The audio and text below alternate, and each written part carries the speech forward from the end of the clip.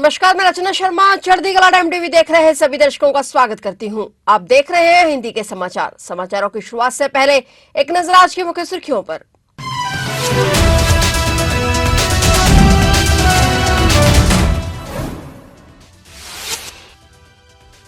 राष्ट्रपति द्रौपदी मुर्मू ने बच्चों को दिए राष्ट्रीय बाल पुरस्कार। वीर बाल दिवस पर राष्ट्रीय भवन में बच्चों को किया सम्मानित। पंजाब की सानवी सूद को भी मिला राष्ट्रीय बाल पुरस्कार।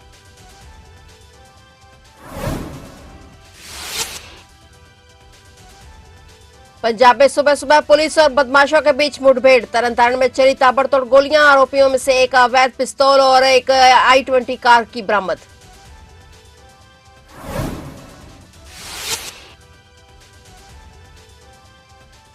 किसान नेता जगजीत सिंह डल्लेवाल की हालत नाजुक। बीते 30 दिन से आमरण अनशन जारी और आज डल्लेवाल के आमरण अनशन का 31वां दिन।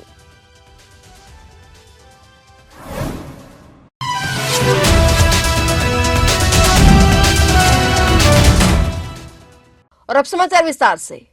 आज 26 दिसंबर को वीर बाल दिवस के ऐतिहासिक अवसर पर राष्ट्रपति द्रौपदी मुर्मू ने राष्ट्रपति भवन में एक शानदार समारोह के दौरान 17 बच्चों को बाल पुरस्कार से सम्मानित किया। इस अवसर पर राष्ट्रपति मुर्मू ने 14 राज्यों और केंद्र शासित प्रदेशों के 17 बच्चों को प्रधानमंत्री राष्ट्रीय बाल पुरस्कार प्रदान किया। इसमें 7 लड़के और 10 लड़कियां शामिल हैं, जिनका चयन उनके अद्वितीय योगदान के लिए किया गया। राष्ट्रपति द्रौपदी मुर्मू ने राष्ट्रीय भवन में जिन 17 बच्चों को राष्ट्रीय बाल पुरस्कार से नवाजा है, उनमें पंजाब के रोपड़ की सानवी सूद भी शामिल है। राष्ट्रपति ने पंजाब की सानवी सूद को भी राष्ट्रीय बाल पुरस्कार से सम्मानित किया। बच्चों को उनके वीरता, कला, संस्कृति, अन्वेषण, विज्ञान और तकनीकी, समाज सेवा, खेल और पर्यावरण के क्षेत्र में उत्कृष्ट कार्यों के लिए सम्मानित किया गया। प्रत्येक विजेता को एक पदक, प्रमाण पत्र और प्रशस्ति पत्र दिया गया। यह समारोह विशेष रूप से वीर बाल दिवस के महत्व को उजागर करने के लिए आयोजित किया गया, जो कि भारतीय बच्चों की अनगिनत क्षमताओं और उपलब्धियों को मनाने का एक अनूठा अवसर है।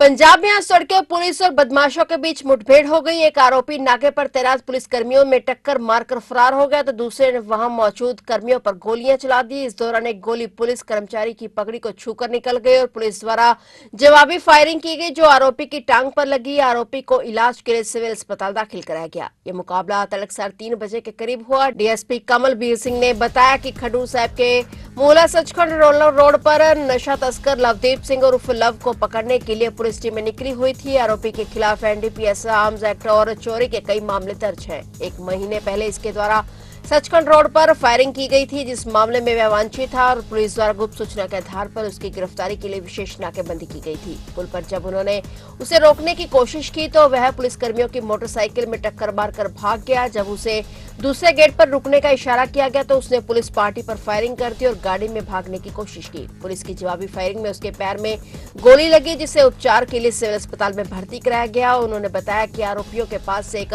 अवैध पिस्तौल और एक i20 कार भी बरामद की गई है। आरोपी तरनतारण में नशे की तस्करी करता था।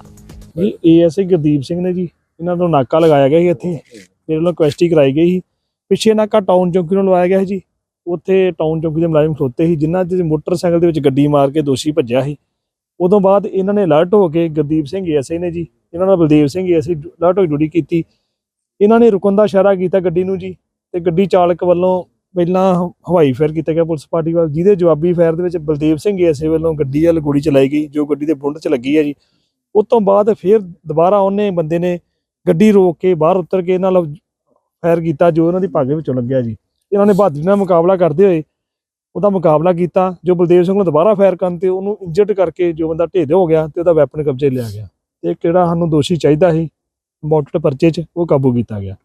किसान नेता जगजीत सिंह डल्लेवाल के आमरण अनशन को आज 31वां दिन है और उनकी स्वास्थ्य स्थिति में गंभीर गिरावट आई है। डॉक्टरों के अनुसार डल्लेवाल का ब्लड प्रेशर पहले के सामान्य स्तर 130/95 से घटकर 170 हो गया है, जो उनकी स्थिति के लिए काफी चिंताजनक है। किसान नेताओं ने सरकार से अपील की है कि डल्लेवाल के कीटोन बॉडी और अन्य सभी मेडिकल टेस्ट सरकारी डॉक्टरों से कराए जाएं, ताकि उनकी स्वास्थ्य स्थिति की वास्तविकता सामने आ सके। नेताओं का कहना है कि डल्लेवाल ने पिछले 30 दिनों से सिर्फ पानी पर निर्भर रहते हुए अनशन किया है, जो उनकी सेहत पर प्रतिकूल प्रभाव डाल रहा है। किसान नेताओं ने यह भी सुझाव दिया कि टेस्ट की रिपोर्ट को देश के साथ साझा किया जाना चाहिए, ताकि कोई गलतफहमी न हो। इसके साथ ही किसान नेताओं ने पंजाब बंद की तैयारी को लेकर भी बयान दिया। 30 दिसंबर के पंजाब बंद के कार्यक्रम को लेकर खनौरी मोर्चे पर कई यूनियनों की एक बैठक बुलाई गई, जिसमें बंद की पुख्ता रणनीति बनाई जा रही है। उत्तर प्रदेश पुलिस ने लखनऊ और वाराणसी में एनकाउंटर कर 5 आरोपियों को गिरफ्तार किया है। वाराणसी में 8 साल की बच्ची की हत्या के आरोपी को पुलिस ने घेर लिया। भागने लगा तो पुलिस ने पैर में गोली मार दी। वहीं लखनऊ की गोमती नगर और कृष्णानगर पुलिस ने 4 हमलावरों को गिरफ्तार किया है। वाराणसी के डीसीपी गौरव बंसवाल ने बताया कि बुधवार सुबह 8 वर्षीय बच्ची के बोरे में बंद शव मिला था और सीसीटीवी फुटेज और सर्विलांस की मदद से आरोपी मोहम्मद इरशाद की पहचान हुई थी। पुलिस ने उसे 16 घंटे के बाद पकड़ लिया है। आरोपी के पास से अवैध असले भी मिले हैं। वहीं लखनऊ पुलिस ने 2 एनकाउंटर कर लूट के 4 आरोपियों को गिरफ्तार किया है। बदमाशों से असले, गाड़ियां और लूट का सामान बरामद किया गया है। पहली मुठभेड़ गुरुवार तड़के 2 बजे कृष्णानगर और दूसरी मुठभेड़ 2:40 पर गोमती नगर के जनेश्वर मिश्रा पार्क पुल के पास हुई और घायल बदमाशों को अस्पताल में भर्ती कराया गया है। दिल्ली विधानसभा चुनाव से पहले आपके राष्ट्रीय संयोजक अरविंद केजरीवाल की मुश्किलें बढ़ सकती हैं। दिल्ली युवा कांग्रेस ने आप प्रमुख अरविंद केजरीवाल के खिलाफ शिकायत दी है, जिसमें कांग्रेस नेताओं ने केजरीवाल पर गैर मौजूद योजनाओं के दावे के साथ जनता को गुमराह करने और धोखा देने का आरोप लगाया है। दरअसल दिल्ली विधानसभा चुनाव 2025 से पहले आम आदमी पार्टी की ओर से मुख्यमंत्री महिला सम्मान योजना और संजीवनी योजना के लिए लोगों का रजिस्ट्रेशन शुरू कर दिया गया था। हालांकि ये दोनों ही योजनाएं दिल्ली में औपचारिक तौर पर लागू नहीं है, जिसको लेकर कांग्रेस ने यह शिकायत दर्ज की है। युवा कांग्रेस ने आरोप लगाया कि आप दिल्ली के वोटर्स को झूठे और भ्रामक वादों से गुमराह करने की कोशिश कर रही है। हालांकि महिला एवं बाल विकास WCD विभाग की ओर से एक आधिकारिक विज्ञापन जारी किया गया है, जिसके माध्यम से सार्वजनिक रूप से यह स्पष्ट किया गया है कि ऐसी कोई भी योजना लागू नहीं की जा रही है। ऐसे में आम आदमी पार्टी धोखाधड़ी करने में लगी हुई है, जिससे जनता के विश्वास का उल्लंघन हुआ है। इन फर्जी योजनाओं पर हड़का मच गया है और बीजेपी, कांग्रेस अरविंद केजरीवाल को घेरने में लगे हुए हैं।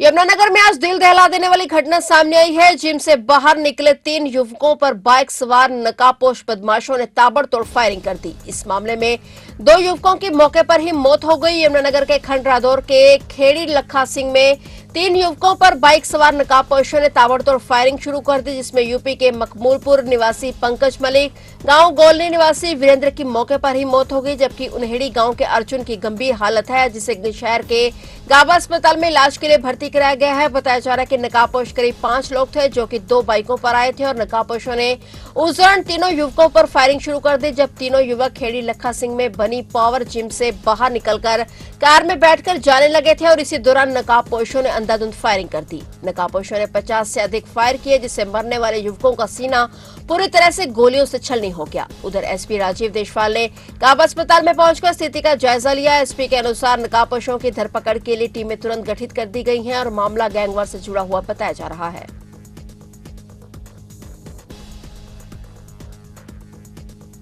जालंधर में पुलिस और गैंगस्टरों के बीच मुठभेड़ की खबर सामने आई है। जानकारी के मुताबिक जमशेर जंडियाला रोड पर जग्गू भगवानपुरिया गैंग से संबंधित एक गुर्गे ने पुलिस पर फायरिंग की। जवाबी फायरिंग में गैंगस्टर के गुर्गे को गोली लगी है। भीषण गोलीबारी में करीब 15 राउंड गोलियां चली हैं। घायल आरोपी को अस्पताल में भर्ती कराया गया है। बताया जा रहा है कि हथियार बरामदगी के किसी मामले में भगवानपुरी के गुर्गे मंजीत को जालंधर कमिश्नरेट पुलिस ने गिरफ्तार किया था और जिसके बाद उससे पूछताछ की गई तो उसने जमशेद जंडियाला रोड पर छिपाए होने की बात कबूल की। पुलिस हथियारों की बरामदगी के लिए उसे साथ लेकर गई तो गुर्गे ने छिपाए हुए हथियार निकालकर पुलिस पर फायरिंग कर दी, जिसके बाद बचाव में पुलिस ने जवाबी कार्रवाई की तो गोली गुर्गे के लगी और वह घायल हो गया। गुर्गे को अस्पताल में भर्ती कराया गया और मौके से पुलिस ने 6 हथियार और गोला सिक्का भी बरामद किया है। पता चला है कि उक्त आरोपी नारकोटिक्स, हथियार व्यापार और जबरन वसूली रैकेट से जुड़ा हुआ है और उस पर कई मामले दर्ज है।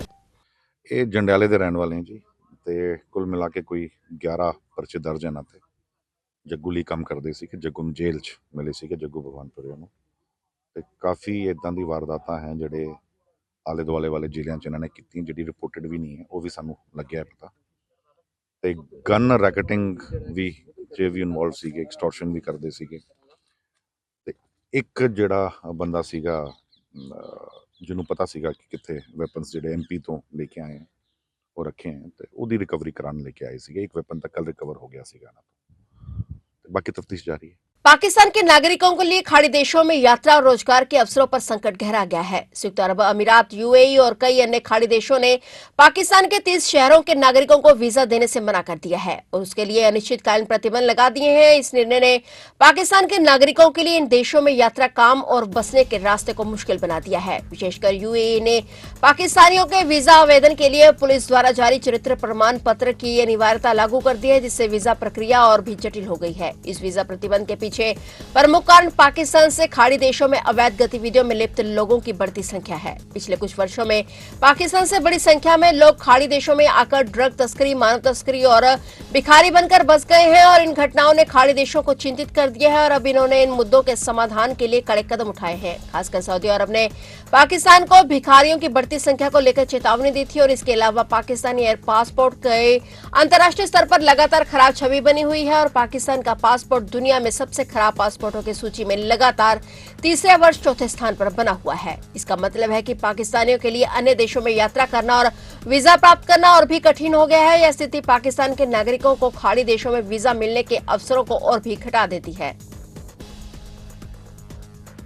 ड्रोन्स का इस्तेमाल आज के युद्ध क्षेत्रों में बड़ा बदलाव ला रहा है। सस्ते और आसानी से हथियारों में बदलने वाले ड्रोन्स का उपयोग यूक्रेन से लेकर मध्य पूर्व तक बड़े पैमाने पर किया जा रहा है। अब चीन ने भी अपनी सेना को और मजबूत बनाने के लिए बड़े स्तर पर ड्रोन निर्माण का फैसला किया है। चीन की सेना पीपुल्स लिबरेशन आर्मी ने घरेलू कंपनी पॉलीटेक्नोलॉजी को 10 लाख ड्रोन बनाने का ऑर्डर दिया है और यह ड्रोन 2026 तक तैयार किए जाएंगे। चीन के इस कदम से दुनिया भर की महाशक्तियां सतर्क हो गई हैं। भारत, जो चीन का पड़ोसी है, उसके लिए यह फैसला चिंता का कारण है। चीन के ड्रोन्स के इस्तेमाल को लेकर विशेषज्ञों का मानना है कि ये ताइवान जैसे क्षेत्रों में हमले के लिए उपयोग किए जा सकते हैं। रूस भी ड्रोन निर्माण में पीछे नहीं है। रूसी रक्षा मंत्रालय के अनुसार रूस हर महीने 40,000 ड्रोन बना रहा है और इसके साथ ही एफपीवी ड्रोन और इलेक्ट्रॉनिक युद्ध प्रणाली के लिए प्रति महीने 5,000 यूनिट का उत्पादन किया जा रहा है। वहीं चीन के बढ़ते खतरे को देखते हुए अमेरिका ने भी ताइवान को ड्रोन देने का फैसला किया है। इन ड्रोन को हेलस्केप नाम दिया गया है और ये ड्रोन हमले की स्थिति में ताइवान को समय पर जवाबी कार्रवाई का मौका देंगे।